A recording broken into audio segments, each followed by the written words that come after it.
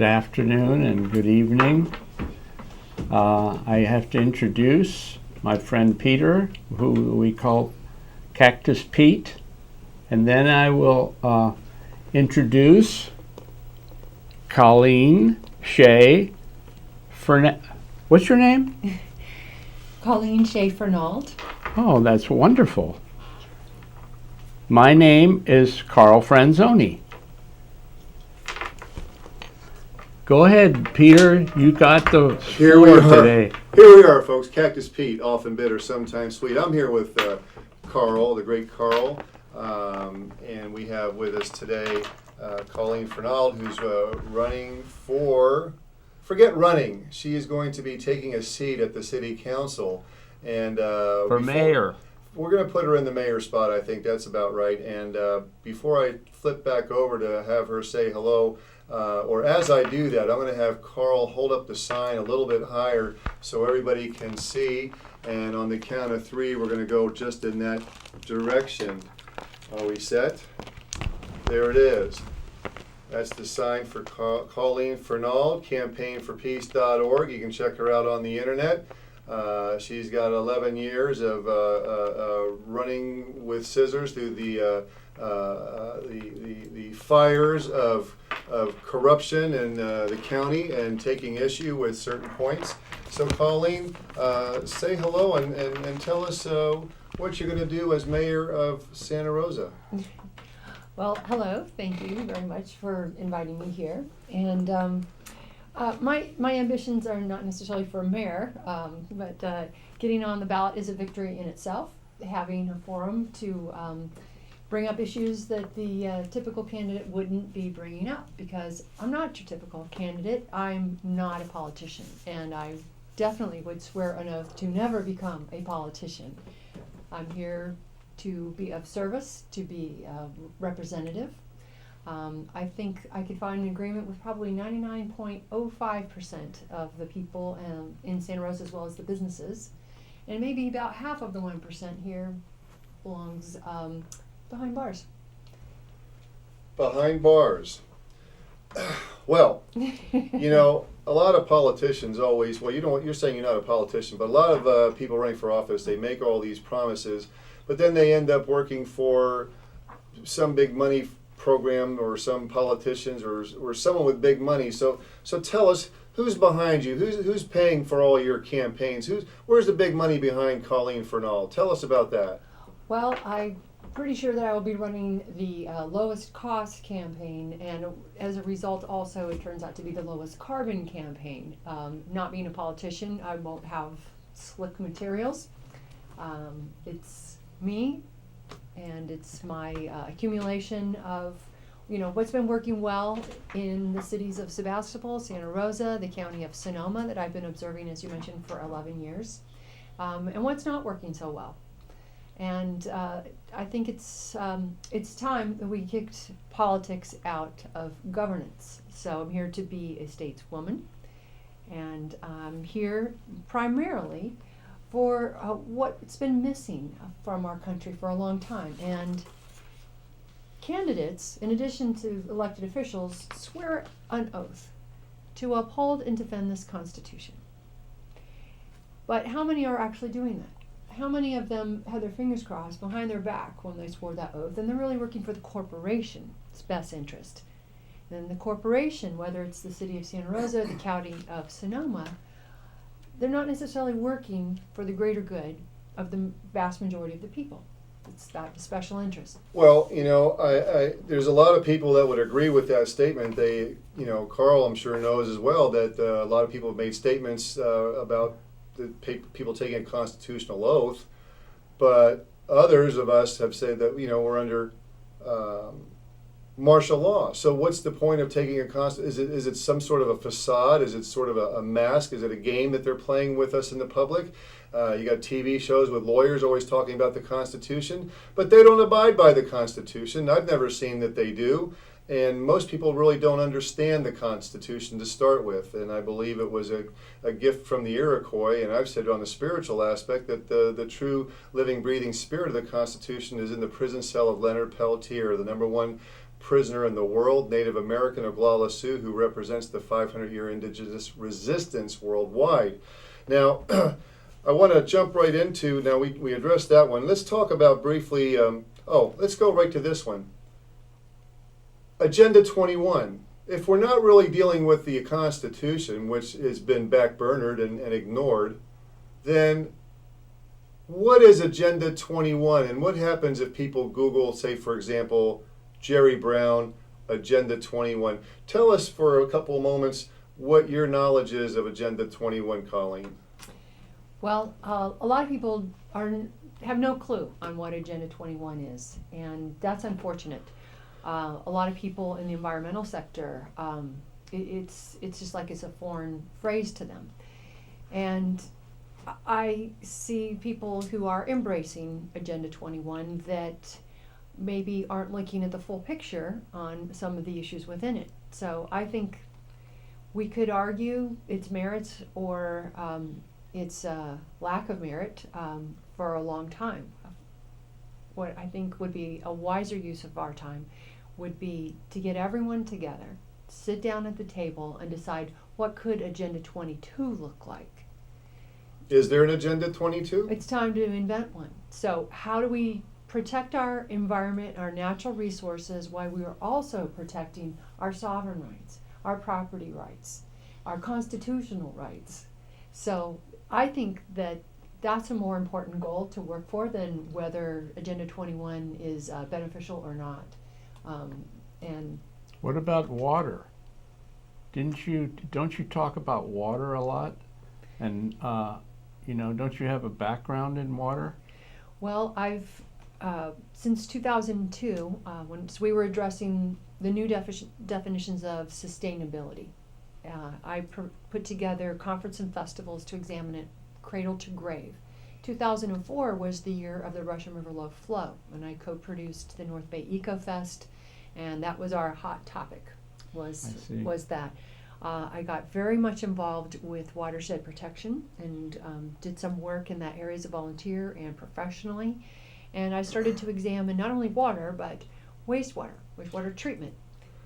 Let me just jump in here. So you're familiar with someone by the name of Brock Dolman, for example? Absolutely. Okay, so when I'm governor, I'm putting him in charge of the entire California waterways. Now, what I'd like you to answer specifically is your concerns regarding water quality, and why is it that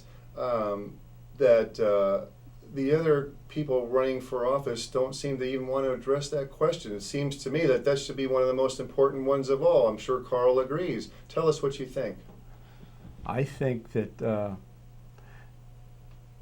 I am stumbling right here, but the question is, you should ask her that question. All right, water quality. Tell us about the water quality and why isn't anyone else speaking to that? That is a good question when it comes to the threats that would harm our health and that of our endangered species and wildlife here if we put fluoride in our drinking water. And Santa Rosa is in a position that it could have a lot of say in making sure we don't have that outcome. Not only is it a risk for human health ingesting it, if you want fluoride in your toothpaste or ingest it on your own, fine, but it should not be forced down our throats, literally through our drinking water. Also, fluoride corrodes the pipes, so we already have a problem of our infrastructures needs not being taken care of in a time-appropriate manner. So having fluoride to corrode those pipes would only continue that in a faster mode. In addition to that, we're living beyond our means. Some time ago, when we put in the Warm Spring Dam to supply the amount of water that we need to support the growth. Cities, counties, they get addicted to growth because they take out municipal bonds, they have high interest to pay, other unfunded liabilities from retirement, not preparing for emergencies. It just puts so much constraint on the resources we already have, traffic, infrastructure, but yet they can't continue without more growth, more hookup, more people to pay into the rates. It's like a runaway train. It absolutely is. So the recycled water as a solution comes with some other very deep risks. If it's not done very well, there's emerging contaminants that are showing up in drinking water. So on the recycled level, it would just be concentrating those contaminants and putting everyone at risk where that's used edible agriculture or other areas where humans and pets and wildlife is exposed. Okay, well, I mean, it sounds to me like she's very well versed in a lot of those areas. He's very And if- articulate, that's right. And if she knows Brock Dolman and his work, then I know she knows what she's talking about for Yeah. sure, because this guy knows more about the water sheds in this area than anyone. So, but I'm also concerned because, like the proverbial canary in the mine, if you have drinking water supposedly in any one of these towns, including Santa Rosa, and you fill a little goldfish bowl full of water, put a goldfish in it, and it's not alive the next day, then why are we drinking that water? And I would challenge anyone to do that. Okay, and so there's a lot of problems with the water as it is now, let alone with the fluorine, the fluoride. You got the people speak about the chemtrails, which is a Monsanto terraforming project, which is an Agenda 21 project. Okay, and Jerry Brown supports this. The other thing is they've also been, and you talk about environment, they've been laying down fire accelerants along the mountains, the West Coast for decades. And I just had a conversation yesterday with about 15 CDF firefighters in Sonoma, and I advised them to be safe. I've always been a supporter of firefighters. But I told them that the firefighters in Arizona were killed because the fires are burning faster and hotter because of the the fire accelerants laid down. And we just saw on the news how the planes were shooting down all this fire retardant. Didn't do a thing. The fire accelerants kept the fire burning right through that. And so I advised them to be more careful with this. And it wasn't more than 4 hours after I spoke with them that the firefighter and the pilot firefighter got himself killed fighting another fire that was caused by Agenda 21 fire accelerants. And this, from my perspective, is on Jerry Brown. Pure and simple. He knows all about this. You Google Jerry Brown, Agenda 21, and you're going to see what I'm saying. And one last thing about the water is we've had fish kills in our local lakes here in Sonoma County, where they've even had fish kills of carp, which is like the most impossible fish to kill no matter what you do. And then you come up with these absurd explanations through the media. So, okay, I think we've addressed that one. Let's talk about... Well, let me just mention something about the firefighters and bringing it local to Santa Rosa right now. Okay. Because in the Bennett Valley area, those firefighters are operating off of money that came from FEMA. I mean, we're not having an emergency. It's a physical emergency. And what's going to happen? Where's our rainy day fund, locally or nationally, for when we really do have an emergency, man-made or natural disaster, if we're spending FEMA funds right now? So this is yet another reason why we shouldn't be policing the world with our military. We don't have the budget for it. We need to be taking care of our needs at home. I agree. I'm sure anyone listening agrees. How is it that we never take care of ourselves? How is it that the feds are imposing themselves on us? How is it that they are taking 71% of all the thievery that they do, of all 50 states, they take 71% of their entire yearly haul out of California? And the other yo-yo that's running for a governor besides Governor Monsanto Brown is Neil Cash and Carey, who orchestrated a $700 billion, or is it? I think it was twice that much monies to honor the bankers that have been goofing us all along for centuries. Here's a big question to the audience and to Colleen. Colleen's the only one that's asking some real interesting questions I've seen at the City Hall. Yes, she is. But my question is, why are we honoring and continuing to honor the bankers that have maintained all the wars, all the deceptions, all the depressions, the foreclosures, the wars are doing everything? Why don't we just simply cast them off with a nice little party called a 40-day strike, and imagine not having the bankers on our backs with all their lawyerly minions? Get rid of them. They're people that all they make up money out of nothing. and then they impose it on us, and we are all here watching elections where people are arguing and fighting and fussing about how to scrap over the last remaining nickels that we have, while the bankers are laughing at us. Wouldn't it make more sense if we just stood up and just shut down the banks and then had some real common sense, that we started going in that direction? What do you think of that one, Carl and Colleen? Go ahead, Colleen. You're doing such a good job here. Well, I think it's actually pretty clear why we've risen to this point, and that was demonstrated with the Occupy movement in America, where we learned the math. 1% having control over 99%. How did we let that happen? Pretty simple. They used their tactics of divide and conquer. You got your left, your right, your mushy middle. So I have a challenge for the 99%. Couldn't we do the same with the 1%? Couldn't we find a way to inspire them, to divide themselves up into a heroes and a zeros list? Now, the heroes, if we would say, look, I'll move my money out of the big bag banks and over to your brand. I'll move my money. Give me an organic gluten-free Twinkie, hostess. I'll buy it. Oh, yeah. Right? So little by little, with our consumer dollar, we'll defund the Monsanto-laden products, the Coca-Colas and Pepsi's stock going down. We can defund them, bankrupt them with those choices. Additionally, I think that perhaps some of the 1% would like more of the market share, and we could encourage them to start doing some whistleblowing so Bernie Madoff could have some company in jail. So I think that doing this math, using Article 5 of the Constitution, we could find 1 to 5 issues that 2/3 of our states could get on board with, and we could overturn anything Supreme Court, Congress, or the White House has done. Yes. If 2/3 of our states could unite. So that would help Main Street, that would help the states. So we can do it. We the people take that power back.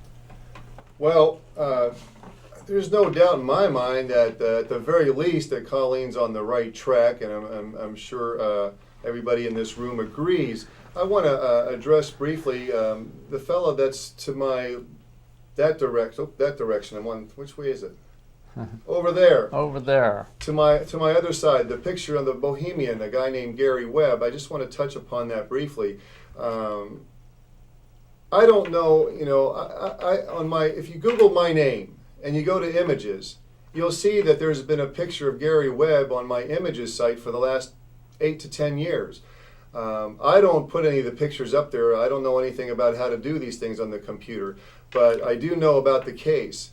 And I know that the case is very much connected to Jerry Brown's cover-up of the Cabazon Reservation murders.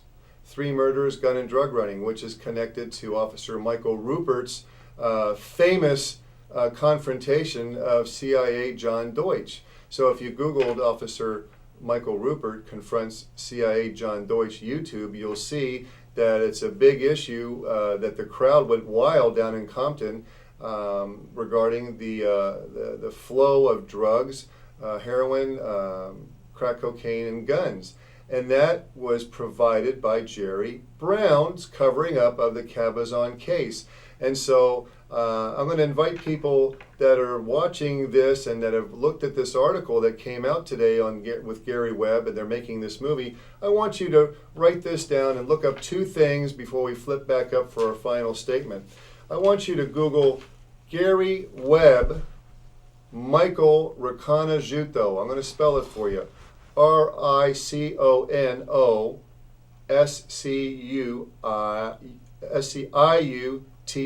Riconosciuto. Okay? And after that, you're going to Google Gary Webb, Tim Osman. Okay? Because the article and the movie does not discuss these 2 guys. And my final question is, knowing that he had cause, did Jerry Brown have anything to do with ordering the suicide murder of Gary Webb? So that's my question to you listening today, because I'm very familiar with this case, and I have been for well over 15 years. And so we're getting close to the end of our time. I think we've covered a lot of territory. Maybe we'll talk briefly about the homeless in our city, And I feel that this could be fixed pretty darn quick, but the spirit of the people has to be within their heart. But let's bring Ask this Colleen up. that question. All right, Colleen, what do you think about the homeless? What should we do about the homeless? What can the city council do? Well, let's start with redefining them. Housing challenged. Very And good. I have been walking the streets of Santa Rosa and getting to know some people, all walks of life, who are housing challenged. And a lot of them actually have some pretty good solutions for themselves. And they've also described some of the challenges with the services that are provided. So yes, I would like to see the churches step up more and work in partnership with the NGOs and the cities. And I'd like to see ways that we help them with their challenges in ways that give them skills so that they can also help others. And it's the old saying, if you give them a fish, they eat for a day. If you teach them how to fish, they can eat for a lifetime. Well, I want to find ways that we can use our treated wastewater in beneficial ways to grow some bamboo, and then you have a way to make fishing poles with Yeah.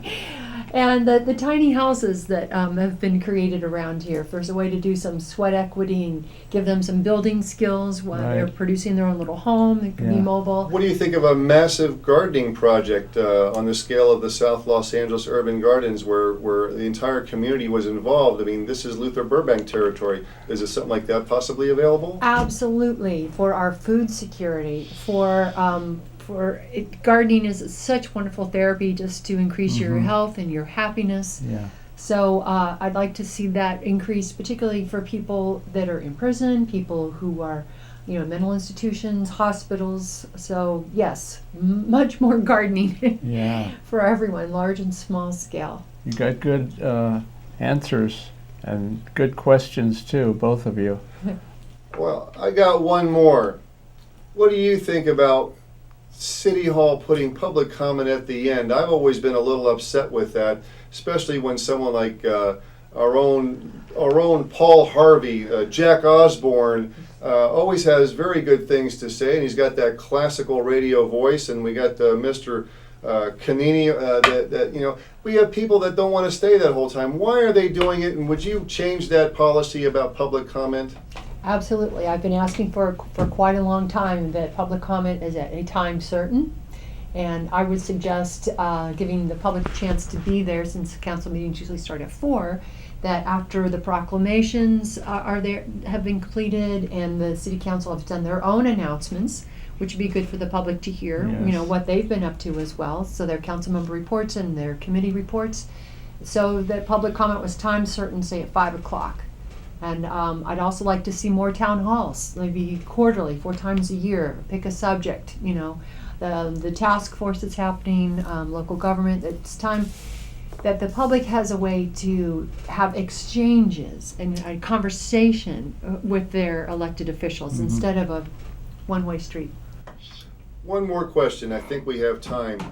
What about the living wage? I mean, I personally, I got questions about it. I think there's other things that need to be balanced. But this is, we're focusing a little bit on you today. So what is your take on the living wage, and what are your thoughts along those lines? Well, I don't know how people can survive in Sonoma County, even at $15 an hour. I think it really takes about 20 to be able to have just a basic standard of living here in this county. So I'd like to see how, excuse me, it could be feasible. And some of the ways I think that we get to that, books not bombs, are that we challenge every city, county, and state across the country to have the federal government set different priorities so that the tax money that we send to Washington that used to make its way back to the cities, counties, and states could return, so that we wouldn't be so strapped, for every nickel and dime, again, with the taxes, fees and fines and all of that. So, and how we can provide single-payer wellness care. If that was part of the quotient, then people who don't have the benefit of health care as part of their job have an affordable means to stay healthy so they can stay productive and working. Okay. I think we're I- pretty close to the end of our time. I'm going to Yes. let Carl finish with a few words. The words that I want to say is, let's get Colleen for mayor. Colleen for mayor, ladies That's and what I gentlemen. wanna do. Colleen and the Campaign How's for that? Peace. Is that there? Working for our well-balanced best interest, and the campaign website, campaignforpeace.org, or follow me on Facebook at Colleen Fernald for Santa Rosa City Council 2014. Thank Yes. you all for Thank listening you. in. Until we have speaks again, blessings one and all. Thank you, All right. Carl. Thank you, Colleen. Thank you. Wow, that was great. Not too bad for first take, huh? That was pretty good, I think. Yeah.